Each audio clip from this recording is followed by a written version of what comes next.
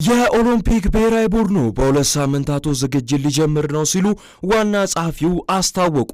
ሰሞኑን ከአልጄሪያው የአፍሪካ አትሌቲክስ ሻምፒዮና በታላቅ ድል የተመለሰው የኢትዮጵያ ብሔራዊ ቡድን የእውቅናና ሽልማት ጋጋታ እየፈሰሰለት ነው። ለሽልማቱ 1.4 ሚሊዮን ብር ወጪ ተደርጓል። ደስ ይላል፣ ስኬትን ማክበርም ተገቢ ነው። ነገር ግን ትልቁ ጥያቄ ከዚህ ደስታ ማግስት ምን ይጠብቃል የሚለው ነው። የኢትዮጵያ ኦሎምፒክ ኮሚቴ ትላንትና ረፋር ላይ አንድ ትልቅ በስራት አውጇል።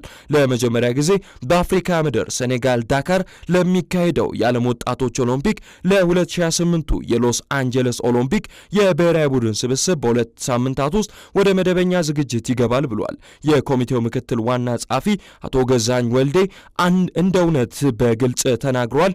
ባለፈው የለመድነው የአጭር ጊዜ ችኮላ ዝግጅት ስኬት አያመጣም፣ ረዥም ጊዜ ወስደን መዘጋጀት አለብን ብለዋል። ይህ በራሱ በትልልቅ የስፖርት አመራሮች ዘንድ የመጣ ትልቅ አስተሳሰብ ለውጥ ነው። ለመሆኑ ይህ ቀድሞ መዘጋጀት ለምን አስፈለገ? ምክንያቱ ግልጽ ነው። ባለፉት ጥቂት ዓመታት በኦሎምፒክ መድረክ ያየናቸው የሜዳሊያ ሰንጠረዡ እንደ መልእክት ያስተላለፉብን ነበረ።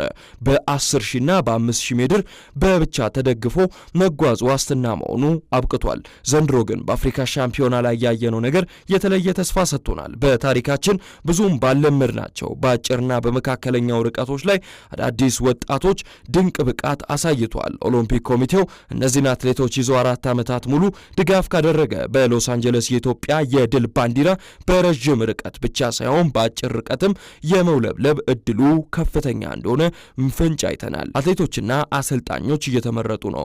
አቅም በፈቀደ ልክ ድጋፍ ይደረጋልም ተብሏል። አሁን የሚቀረው አንድ ነገር ብቻ ነው፣ ቃሉን በተግባር መተርጎምና በእቅድ መመራት። የስፖርት ዝግጅት ልክ እንደ ረዥም ርቀት ሩጫ ነው።